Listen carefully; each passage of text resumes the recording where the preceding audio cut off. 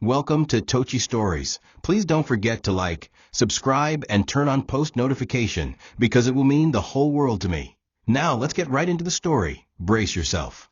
The sun burned hot above Lagos, casting sharp shadows across the towering steel skeleton of Sky Majesty Towers. It was a kind of construction site that drew awe.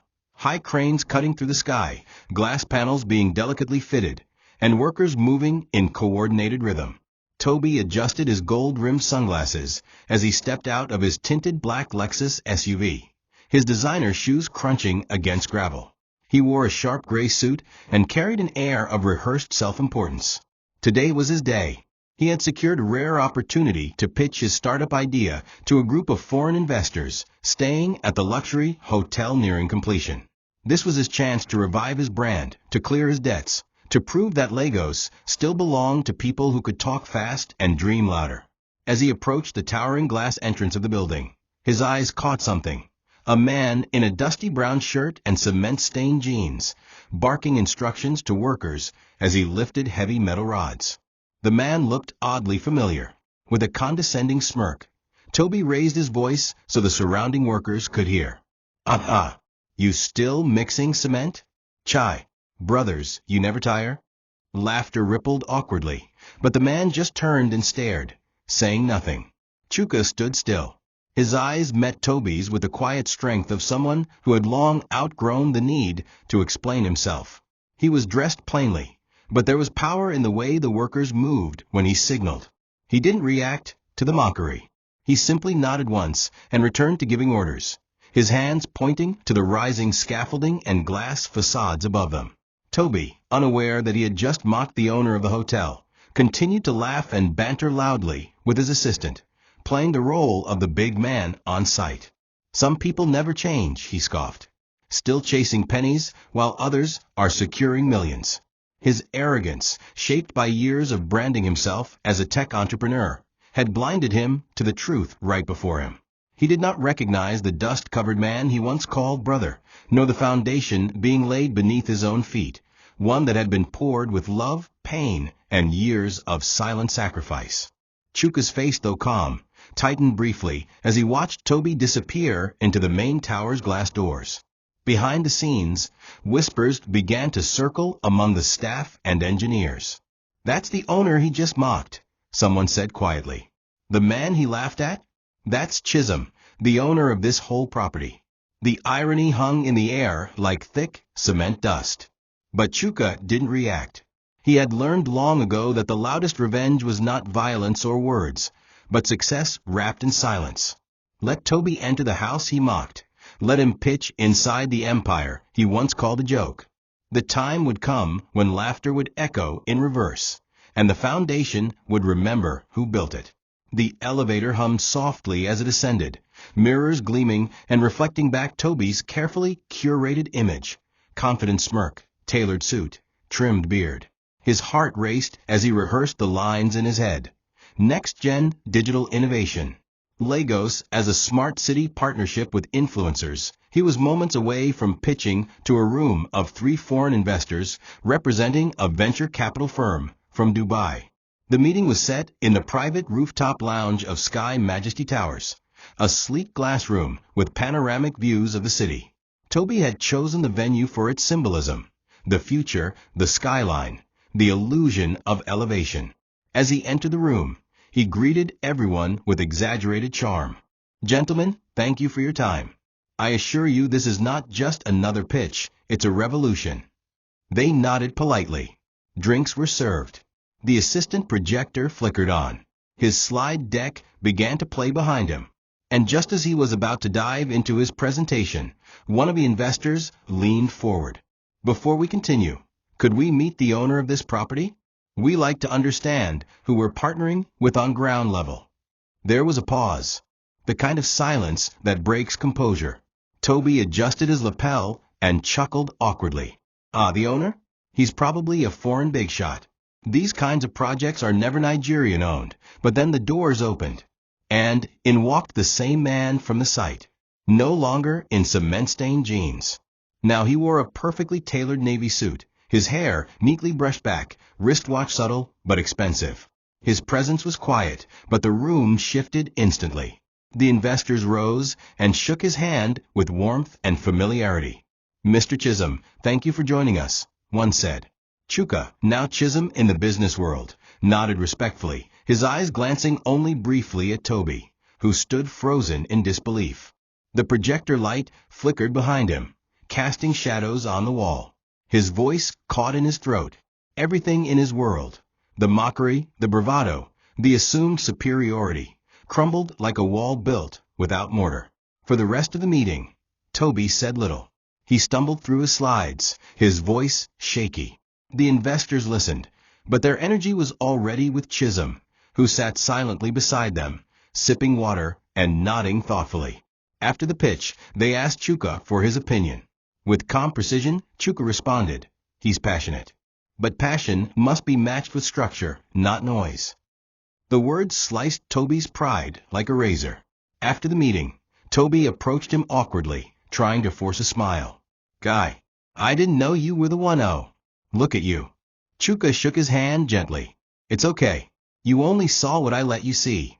Then he turned and walked away, leaving Toby stunned, realizing for the first time in years that he had been asleep inside a man's empire, laughing at the ground that held him.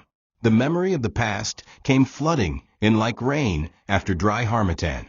Before glass towers, before suits and scars, there was a boy named Toby and his friend Chuka, two sons of dust, laughter, and poverty. In a narrow compound in Enugu, their lives intertwined before they even understood what wealth meant. Their parents were traders and laborers, waking before dawn to chase hope with blistered feet. Toby was the loud one, always running, always dreaming. He talked of football, of Europe, of owning a mansion in Lekki. Chuka was the quiet shadow beside him, calm, thoughtful, always watching. They shared a tin plate. A single boiled yam could become dinner for two. They fought other boys, shared torn exercise books, and even wore the same pair of sandals on alternating school days. The village mocked them. "See poverty twins," they'd say. But they laughed it off, together. Toby had golden feet. Even at age 10, he could dance around 5 boys and score goals barefoot. Coaches called him Nigeria's future. Chuka believed it more than anyone. He wasn't athletic, but he was devoted. Every evening, while others played, he'd shine Toby's boots with palm oil, patch his socks with fishing line, and carry his water bottle like a manager. When Toby won a local tournament medal, he cried and placed it around Chuka's neck. "Now your win too," he said. "We go make 'em together." But life didn't care for friendship. Life tested their dreams with broken bones and unspoken hurt. Still, back then, all they had was loyalty and a rusted spoon they both ate from without shame. On nights when the power was out, which was often, they sat under the moonlight talking about the future. "When you go abroad, you go remember me?" Chuka once asked. Toby answered without thinking, "You be my brother. I go carry you go everywhere." But fate is cruel. It watches promises made in innocence and tests them in silence. When the fracture came, not a bone, but a bond, neither of them knew it yet. It would start with a snap in the leg, but would end with the silence of a man who once carried a friend on his shoulders, only to be laughed at in the empire he built. Chuka had no dreams of fame, no visions of stadium lights or roaring fans. His world was simpler: to see his best friend succeed, to remain close like brothers, and maybe one day build a small house where they could both rest in peace. He never envied Toby's spotlight. If anything, he protected it like it was his own. While other boys teased Chuka for being the water boy, he smiled and carried on, often missing meals just to buy oranges and glucose for Toby after training. He would arrive early to sweep the pitch, straighten the goalpost with string, and cheer louder than anyone when Toby scored. At night, he would help Toby soak his sore feet in warm water with salt, then rub shea butter into his aching calves while humming softly. His pride wasn't in being seen. It was in knowing that the one shining on the field couldn't have reached there without him. He understood what it meant to be a backbone, even at 14. When the regional scout from Enugu arrived, the town buzzed. Toby had been selected to represent their school in a state-level under-16 tournament. It was the opportunity of a lifetime. The problem was the transport fare and football boots. Toby's mother, already crushed by debt, couldn't afford either. Chuka didn't hesitate. He quietly sold his father's only tool, a metal trowel that had been in their family for 2 generations, and with the money bought second-hand boots and paid the fare. When Toby found out, he was stunned to silence. "But your papa go kill you," he said. Chuka only shrugged and smiled. "He go forgive me when he sees your name on TV." That was the kind of faith Chuka had, not in himself, but in Toby's dream. He didn't need recognition. He only wanted to be close to success, to lift it up with his hands, even if it meant burying his own. But fate didn't care for loyalty. The day it all changed, there was no warning. School had closed early due to rain, and Chuka was cleaning out the science lab as punishment for forgetting his assignment. He didn't see the 3 seniors following him, Uche, Sly, and Pascal, boys who hated the way Chuka moved like he was special, just because of his friendship with the town star. They cornered him behind the staff quarters, surrounded him, shoved him. "You think say now you go follow him go abroad," one sneered. "No be your type dem day, carry enter plane." Then the punches started. Chuka cried for help, but the rain muffled his voice. Just as Sly raised a plank to strike, a body crashed into them. It was Toby. Without thinking, he tackled them, fists flying, shouting Chuka's name. But the numbers were too many. As Toby twisted to throw another punch, his foot slipped on the wet concrete. His leg landed at a brutal angle against a broken pipe jutting from the wall. A sickening crack followed. The fight stopped. Everyone froze. Then the screams began. Toby lay writhing on the muddy ground, clutching his leg, his face pale with shock. Blood poured from a gash where the broken pipe had pierced his shin. The bullies fled immediately, realizing the damage they had caused. Chuka collapsed beside his friend, screaming for help as rain continued to fall. He tore off his shirt to press against the wound, hands shaking, lips trembling. "Toby, Toby no die," he whispered over and over. A teacher eventually found them and called for help. They were rushed to the community clinic, where the nurses gasped upon seeing the injury. It wasn't just a break. It was a compound fracture, the kind that ends not just tournaments, but entire futures. The doctor was blunt. Even if he walks again, he won't play professionally. Not with this kind of injury. Chuka sat in the corner, drenched in mud and guilt, unable to meet Toby's mother's eyes. That night, as Toby lay in bed with tears rolling down his face, Chuka whispered, "Nami dem day target. I cause am. I go carry the pain for you." But pain, once birthed, grows its own wings. At first, Toby said nothing. He forced smiles when visitors came, nodded when people said, "You'll be fine." But inside, his world was crumbling. Football wasn't just a game, it was his only escape. Without it, he felt like a bird with broken wings, grounded while others flew above him. His dreams of stadiums, scholarships, and foreign contracts were gone. Every time he tried to walk again, the scar reminded him of that rainy day. And though he never spoke the words out loud, a quiet resentment began to grow in his heart, not toward the bullies, but toward Chuka. It wasn't logical. It wasn't fair. But pain rarely is. Somewhere deep inside, he began to feel that it was Chuka's shadow that had cursed him, that his downfall had come from trying to protect someone who was never meant to rise beside him. Chuka, for his part, tried harder. He brought fruits every day, cooked porridge for Toby's mother, and sat with him even when Toby barely spoke. He cracked jokes, told stories, anything to bring back their old rhythm. But it never fully returned. One day, he caught Toby staring at him with a distant look, not of brotherhood, but of something colder, something unreadable. When he asked, "You day vex for me?" Toby replied, No vex. You be my guy." But the tone lacked warmth. From that day on, Chuka began to sense the fracture wasn't only in the leg, it was in their bond. He buried the guilt deeper and chose silence over confrontation. He worked harder at home, helped his father more, and tried to stay away from the field where Toby once danced. And though they still saw each other often, something vital between them had begun to die. A quiet death, like a candle flickering at the end of its wick. Time moved like slow rain. Toby recovered physically, but the emotional damage remained. Without football, he drifted. He stopped attending school regularly, began hanging around older boys who drank and talked fast. He still wore the badge of the local football hero, but it felt like a title stolen from someone else. When people asked why he no longer played, he simply said, "Leg day heal," but everyone knew. Chuka, meanwhile, buried himself in labor. His father's health had started to decline, and Chuka began working more hours on construction sites, helping mix concrete and carry blocks. He returned home late, his palms blistered, his body aching, but his spirit oddly at peace. Though he missed his friend, he respected the distance. Maybe Toby needed space to heal in his own way. Or maybe he just didn't want to see the one who reminded him of everything he lost. Then came the funeral. Chuka's father collapsed one morning on a building site and died before he reached the clinic. Chuka, barely 16, was now the man of the house. At the burial, Chuka wore a faded brown wrapper and arrived dusty from work. He dug the first spade of earth himself, refusing to let strangers bury his father. Toby came, dressed in fresh clothes, standing under an umbrella, offering polite condolences. Their eyes met briefly.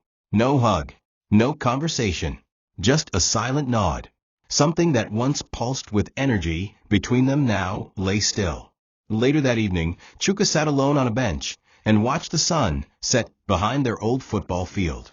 Toby passed by, but didn't stop. That was the day Chuka accepted the truth. Their story, whatever it had been, was over. And maybe it had died the same day that bone broke and dreams spilled into the mud. But fate wasn't finished with them. In the silence, in the years that followed, one would build with humility. The other would climb with noise. Their paths would stretch far apart, only to one day collide again, not on dusty playgrounds, but in boardrooms built on sweat and betrayal. And when they did, the world would watch. Because sometimes, the ones we leave behind are the ones building the future we'll one day knock on, unaware that we already mocked its doors. Toby's Lego story didn't begin with power, but with illusion. After drifting through depression and small-time gambling in their village, he packed his bag, took 12,000 Nigerian nairas from his uncle, and arrived in Lagos with nothing but charm and wounded pride. His limp had mostly healed, but the scar remained like an invisible hand on his shoulder. In Lagos, he learned quickly that it wasn't the smartest or most skilled who rose. It was the loudest, the boldest, the most convincing. So, he rebranded himself. He cut his hair low, always wore press shirts, carried a used iPhone like it was gold, and began attending every seminar on business and branding. He started calling himself a techpreneur, even though he couldn't code. He downloaded pitch decks from Google, repurposed other people's ideas, and learned how to bluff through investor meetings with enough buzzwords to sound competent. Blockchain integration, user interface disruption. Scaling up in emerging markets, he became fluent in the language of Lagos ambition. But image is a house built on sand if the foundation isn't real. Toby lived hand-to-mouth for years, pretending to be successful while drowning in overdrafts. He rented a cheap apartment in Surulere, staged it for Instagram with fake plants and IKEA lighting. He borrowed clothes, posed in lounges he couldn't afford, and began building a digital presence that attracted people, but not trust. Investors liked his energy, but walked away after due diligence. Girls admired his hustle, but disappeared when the money never came. Still, he persisted. He believed, in his own twisted way, that if he looked successful long enough, he would become it. He began mocking people from the village on social media, writing things like, "Don't let anybody tell you loyalty feeds you. Results do." Without saying it, he had buried his past. He never mentioned Chuka, never spoke of football. He became the man who only looked forward, or so he told himself. Meanwhile, even as Toby strutted in glass offices with nothing to his name, Chuka walked barefoot on solid ground.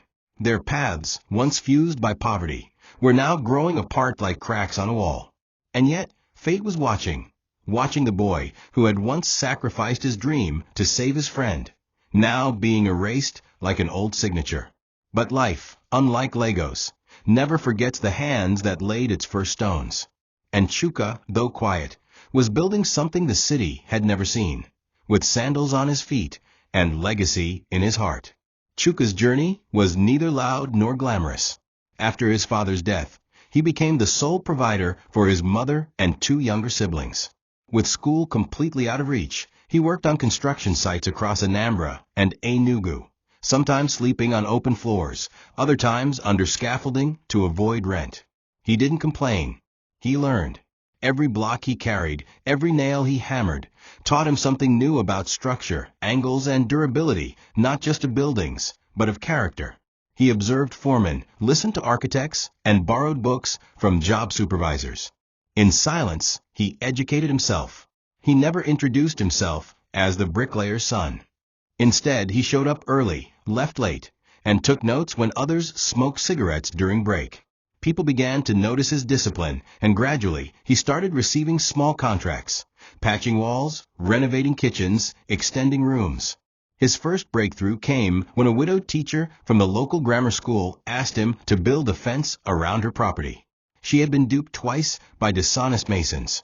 Chuka not only finished the work ahead of schedule, but also returned 8,000 Nigerian nairas she had overpaid.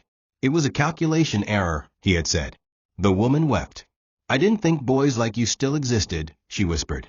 That single act triggered a ripple. She told her friends, who told others. In 1 year, Chuka became the most trusted low-income builder in the community. He used his profit to buy a second-hand wheelbarrow and 3 cement trowels. Later, a friend of the widow connected him to a real estate agent who needed help expanding a bungalow into a duplex. It was risky, but Chuka studied every inch of the plan, worked twice as hard, and delivered quality that shocked the client. In return, he wasn't just paid, he was invested in. Quietly, a seed was planted. But Chuka had learned one thing. Keep your name out of the spotlight until your roof is sealed.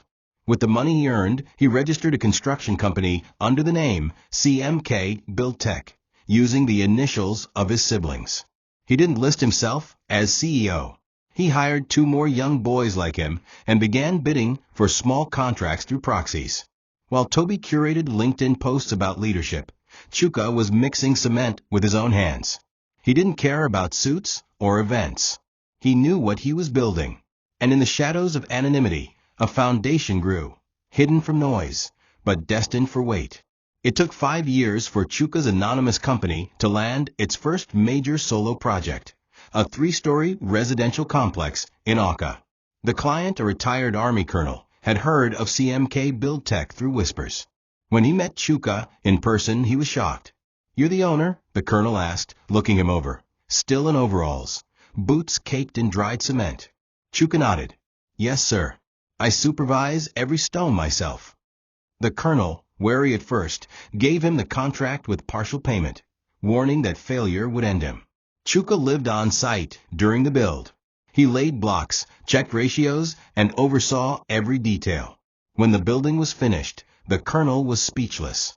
"It's not just the structure," he said. "It's the spirit." As a thank you, he handed Chuka a thick envelope, the full bonus, and a small silver key. "For your next project. You've earned it." With that money, Chuka didn't buy a car. He didn't throw a party. He quietly bought a plot of land on the outskirts of Lekki. It was marshy, undeveloped, and considered dead land. But Chuka saw something else. He studied drainage patterns, soil density, and quietly hired experts to test the terrain. He mapped out a vision, a luxury hotel that would redefine how the city saw humble beginnings. He began designing Sky Majesty Towers. No one in his family knew. He told them it was a standard construction job. He even kept living modestly, taking bikes to work, wearing simple clothes. But every weekend, he walked the perimeter of that land, imagining the empire he would one day build on it. And as he walked those muddy grounds alone, Chuka thought of Toby, the boy who once cried with him, fought for him, and then stopped calling. He had not forgotten, and he didn't hate him. But he knew, if they ever met again, it wouldn't be as boys playing football under the rain. It would be as men standing on very different foundations. And in that moment, the memory of one sharing a spoon and the other mocking a brick would rise from the ground like cement that never truly dried. Chuka's discipline did not waver as CMK Build Tech quietly grew from a three-man crew into a multi-site operation. His method was simple: build slower, better, and with integrity. While competitors overpromised and underdelivered, Chuka underpromised and overdelivered, and word spread. He refused to take shortcuts, no matter how lucrative. If a supplier delayed delivery or cheated on materials, he cut ties, even if it meant finishing late. Clients noticed. By the sixth year, Chuka had completed 8 residential projects and 3 commercial ones across Lagos and Oka. Yet, he kept his identity veiled. His name never appeared on banners or flyers. He always attributed credit to his team, never stepping forward into the spotlight. The city began to ask, who owns CMK Build Tech? But Chuka, now professionally referred to only as Chisholm M. in contracts, made sure the man behind the steel remained unseen. What many didn't realize was that Chuka's reason for hiding wasn't humility alone. It was self-protection. He remembered how quickly people changed once they knew you were rising. He remembered the village boys who stopped greeting him once Toby's fame spread. He remembered how Toby, his own brother in dust, slowly withdrew after the leg injury. Chuka had learned that public praise often came with private envy. So he avoided fanfare, avoided social media, and focused solely on building legacy. His apartment remained modest, his wardrobe simple, and his routines unchanged. In the evenings, after overseeing his workers, he'd sit with his aging mother and listen to old stories while sipping Gary with groundnuts. He paid his siblings' school fees without boasting, funded community health projects anonymously, and turned down awards he was nominated for. The people he hired knew they were working for a quiet king, even if the world didn't. Behind all of this, Sky Majesty Towers was steadily taking shape. The initial marshy land had been transformed. Chuka had hired a team of international architects who were stunned to discover he wasn't a European-educated heir, but a former bricklayer. He explained his vision with such precision, airflow design, solar panel integration, concrete grade, that one consultant exclaimed, "You have the mind of a structural engineer and the soul of a servant." The hotel wasn't just about profit. It was about history. Each beam reminded Chuka of his father's hands. Each wall, a memory of Toby's fractured leg. He wasn't just building for status. He was building for justice, not revenge, but quiet remembrance. One day, he knew, the world would walk through these halls unaware of the blood, sweat, and silence that held them up. The day Toby walked into Sky Majesty Towers was pure coincidence, or maybe fate wearing a clean suit. He had heard about the hotel from a contact in tech who mentioned foreign investors frequently met there. Toby was desperate. His company, a so-called tech startup called Swift Innovate, had no product, no revenue, and mounting unpaid staff salaries. But Toby was still the same, polished on the outside, hollow within. He believed the right venue and the right pitch could mask the cracks. So he booked a space at Sky Majesty and strutted in, as though he were already worth billions. As he walked through the front lobby, all marble floors and glass chandeliers, he was floored. "Whoever owns this," he murmured, "is not a small boy." He glanced around, soaking in the wealth, then turned to his assistant. "Make sure we meet the owner. I want to talk real business." That's when he saw the man on site, in jeans and a dusty shirt, standing near the rear glass installation, giving instructions with calm precision. Toby squinted. There was something familiar about the way the man tilted his head, the way he rubbed the back of his neck after speaking. But the brain, when arrogant, often refuses to make the connection the heart whispers. Toby walked up, smiled sarcastically, and said, "Ah, guy, you still dey lay blocks? This cement life still dey sweet you." He chuckled loudly, making sure his voice carried. Some nearby workers looked away awkwardly. Chuka didn't laugh. He simply looked at Toby, not with anger, not even hurt, but with the kind of stillness that can drown noise. He nodded once and turned back to the glass structure. "Omo nawao." "Some people never change," Toby said loudly to no one in particular, then swaggered into the elevator with his assistant. But the whisper had begun. "You mocked the owner," one of the engineers murmured. That's Mr. Chisholm, the CEO. Toby didn't hear it, not yet. He entered the executive floor, set up his laptop, and prepared his slide deck, rehearsing his pitch like a politician. When the investors walked in, Toby greeted them like royalty. "Gentlemen, you've come to the right place and the right man." The first investor smiled. "Before we begin, we'd like to meet the owner of this property." "Of course," Toby responded smoothly. "Let me make a call." But before he could dial, the elevator doors slid open, and in walked the man he had laughed at less than an hour ago. No longer dusty, now in a tailored black suit with gold cufflinks and composed grace. Chuka entered as Chisholm, the one name Toby never connected with his past. Until now. The moment froze. Toby stood up too quickly, knocking over a water bottle. He stammered, eyes wide, palms slightly sweaty. "Chuka, wait, you're the—" His words trailed off as the investors warmly greeted Chuka, now formally introduced as Mr. Chisholm Madhu. Chuka returned the greetings with grace, then turned to Toby with the faintest smile.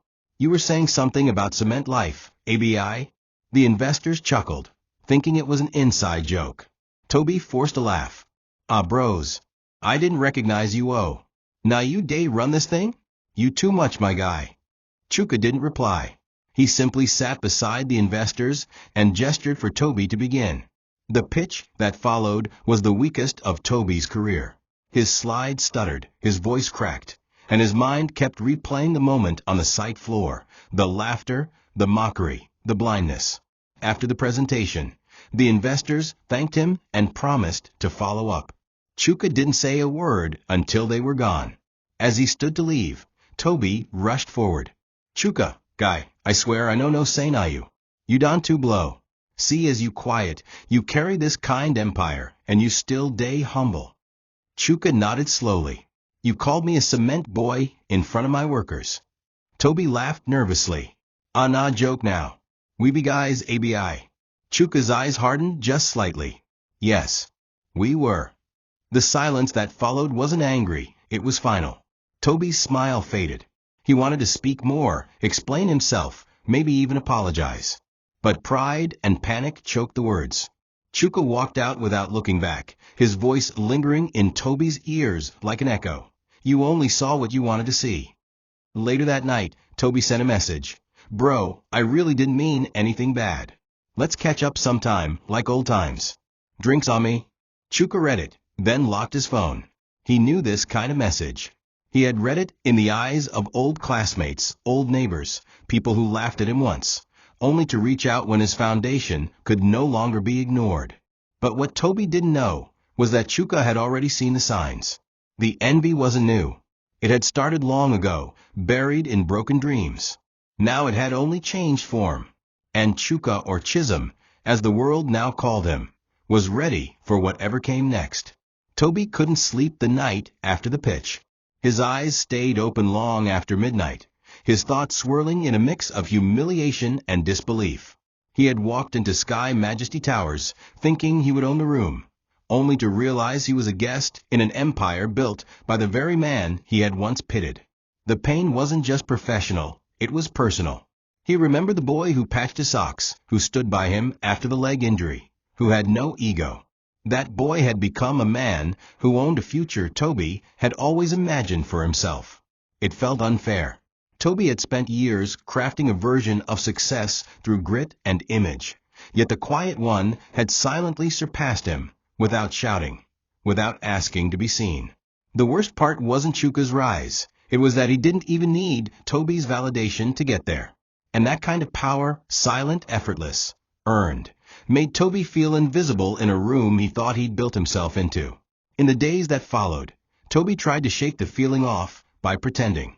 He sent Chuka more texts, casual, chummy messages like, "Let's build something together, bro, and proud of you, always." But beneath the emoji-laced sentences was a fire of resentment burning slowly. On social media, Toby subtly boasted that he was in partnership talks with the owner of Sky Majesty, painting himself as a close ally.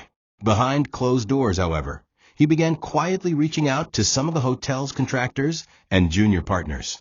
He fed them small lies, whispered rumors that Chuka's firm had pending debts, that the hotel's permits weren't clean, that a scandal might be brewing around the structural integrity of the building. He didn't do it all at once.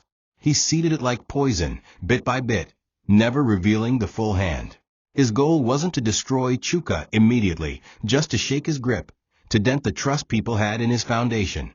Level the playing field, Toby told himself. It's not envy, it's strategy.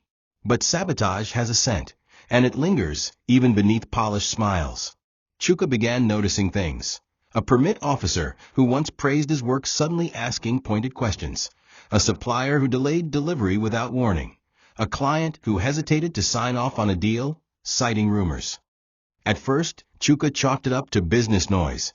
Lagos was a chaotic marketplace, after all. But then one of his engineers came forward, awkwardly holding a printed email. It was a forwarded message Toby had mistakenly sent to a shared vendor, CCNG, a third party with connections to Sky Majesty. The email implied that CMK Build Tekka's books were being audited for corruption. A complete lie. Chuka read the message once, then twice. He said nothing to the engineer, just folded the paper, placed it in his drawer, and looked out the window. The skyline was beautiful that evening, painted with gold. But in his chest, a storm was brewing, not of rage, but of clarity.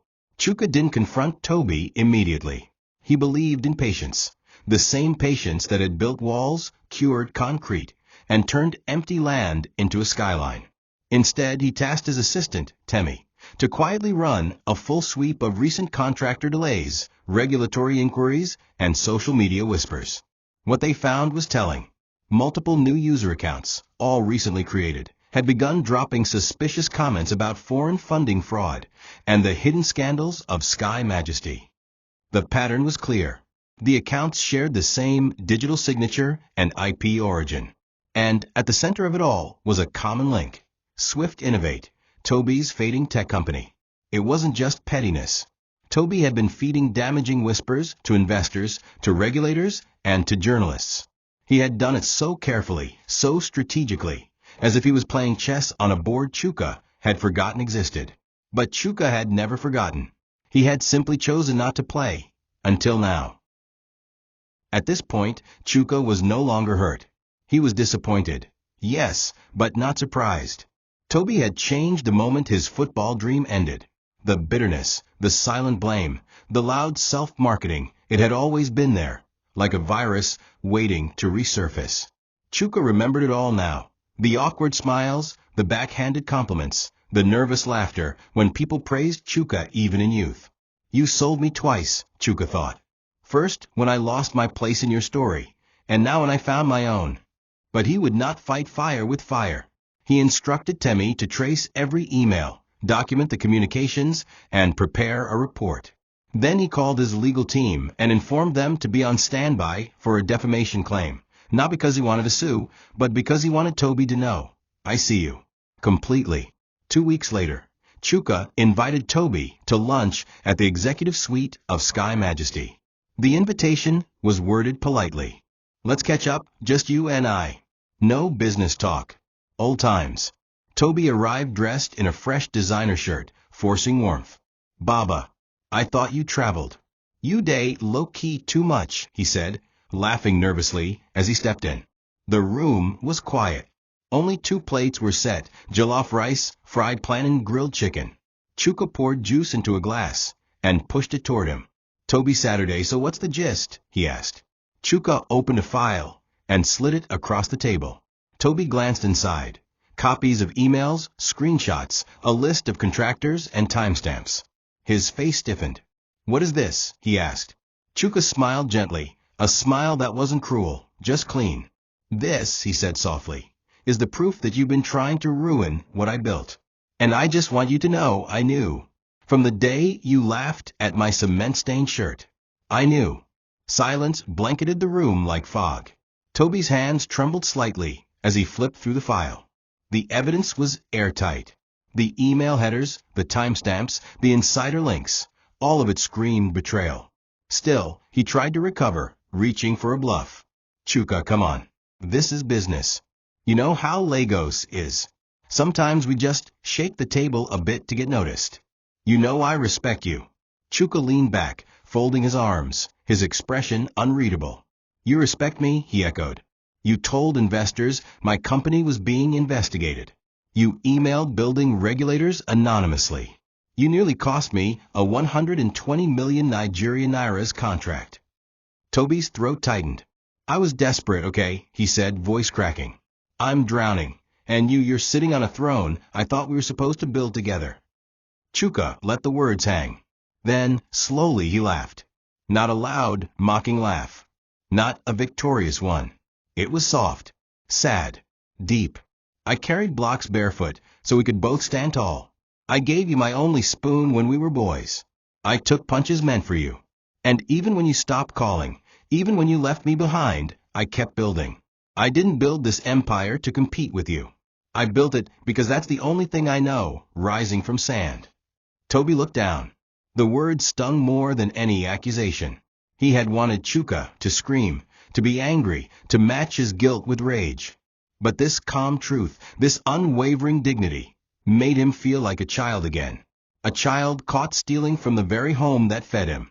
You know the funny part? Chuka added, leaning forward. Even now, I don't hate you. I just pity you. Because somewhere deep inside, I think you still believe this world owes you something for what you lost. But it doesn't. You lost football. I lost a brother. And somehow, I still built something from that pain. Toby's lips quivered. A tear slid down, and he wiped it quickly. For the first time in years, he had nothing to say. No pitch. No performance. Just shame. Chuka stood up. Eat if you're hungry. Or leave. Either way, this is the last time I share my table with someone who poisons my well. Then he turned and walked toward the window, looking out at the city that had once mocked him. Now it stood tall, with his tower piercing the sky. And below it, a man sat in silence, finally realizing that the empire he had once laughed at had never needed his applause. After Chuka left the room, Toby sat alone with the evidence spread before him and the untouched plate of jollof rice growing cold. The air in the suite was still, heavy with shame. His mind drifted not to the emails, not to the lies, but to the moment everything broke. That afternoon in the village compound, rain pouring as Toby screamed in agony, blood seeping through torn trousers, and Chuka's trembling hands pressing into the wound. Toby, you dey hear me?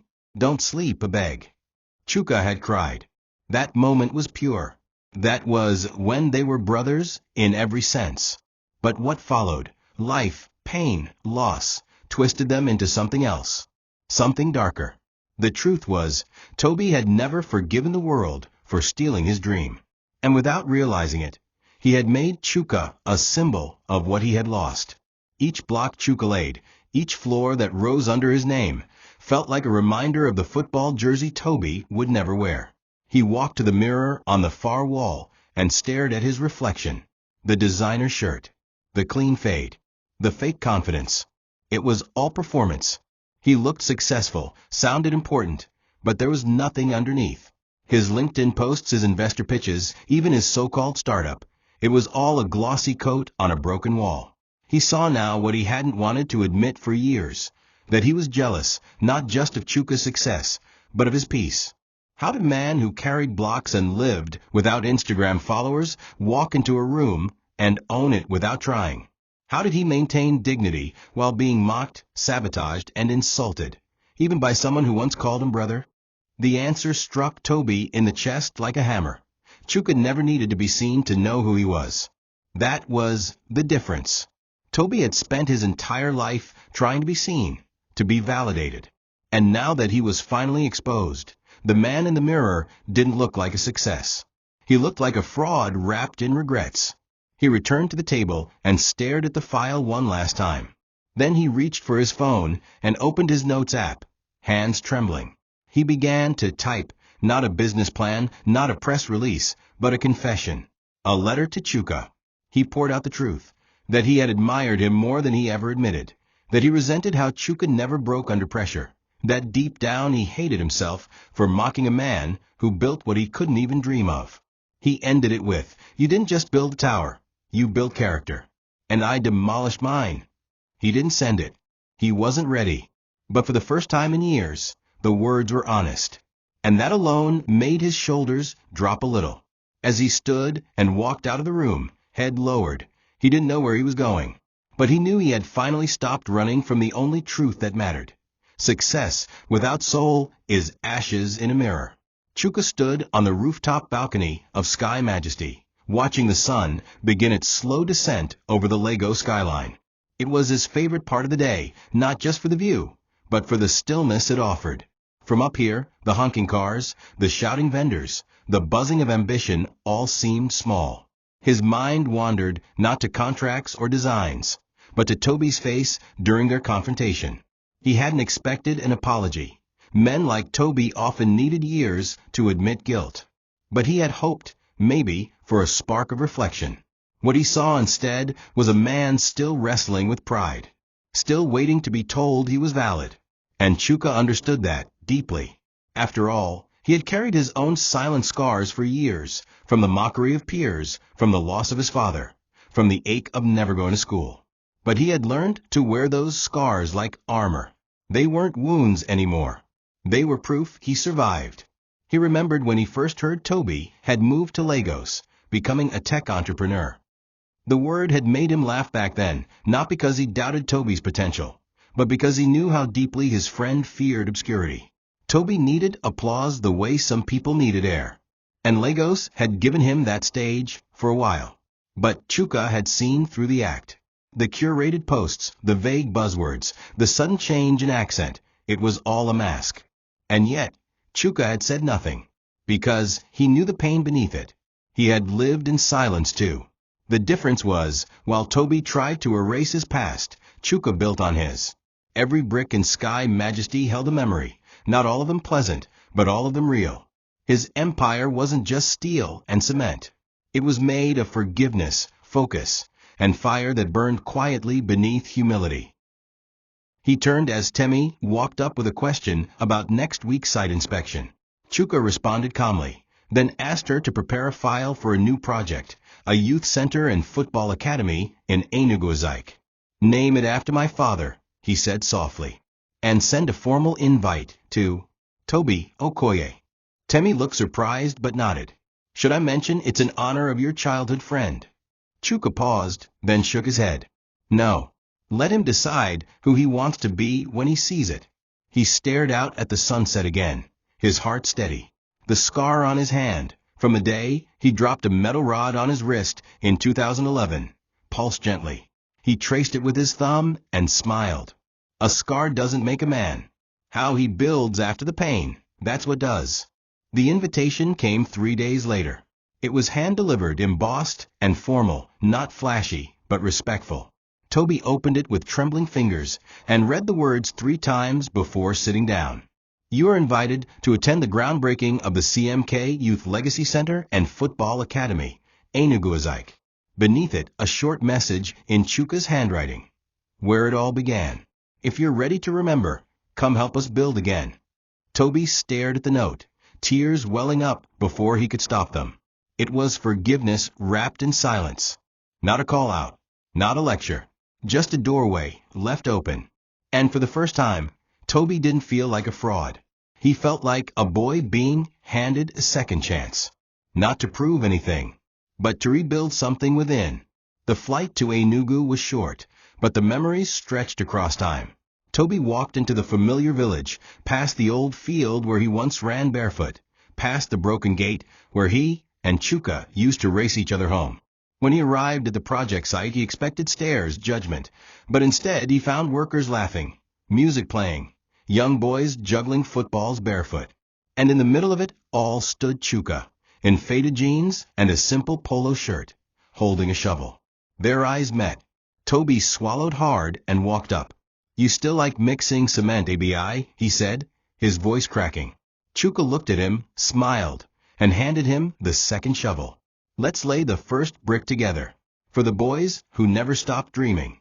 No hug. No speech. Just action. As the first layer of cement touched the ground, something inside Toby began to shift. Not just guilt, not just regret, but a kind of healing he hadn't known he needed. They spent the rest of the day in silence, side by side, laying bricks like they had never drifted apart. Later, over a modest meal of yam and pepper sauce, Chuka finally spoke. "We can't fix the past, but we can choose what we build next." Toby nodded, tears running freely. "I want to help. No posts. No hashtags. Just real work." Chuka held out his hand. They shook. In that moment, beneath the sun and on top of the earth that raised them, a new foundation was set, not just for a building, but for two men who had lost their way, and somehow found it again in dust, brick, and truth. The following weeks in Enuguzik were nothing like Toby imagined. And that was the point. There were no cameras, no press releases, no social media posts announcing his return or his healing. Just long days under the sun, mixing cement, carrying bricks, and being called Oga Toby, in a way that didn't mean wealth, but respect earned through sweat. At first, the villagers whispered. Some still remembered the flashy boy who left with dreams and returned bitter. But over time, their eyes softened. They watched him bend, lift, build. They watched him sit with young boys and teach them how to juggle footballs on the same field he once danced across. The same field where his dream died now birthed new dreams in barefoot boys who called him coach with awe. Toby had once chased stages, but now he was finding peace in empty spaces, the kind filled with laughter, dust, and purpose. Chuka visited once a week, bringing updates from Lagos and overseeing construction progress. He never micromanaged. He simply walked among the workers, asked about their families, and left with notes scribbled in his notebook. When he and Toby crossed paths, they spoke casually, sometimes about the project, sometimes about their mothers, sometimes about silence. There were no deep apologies, no bro, I'm sorry moments. They didn't need that anymore.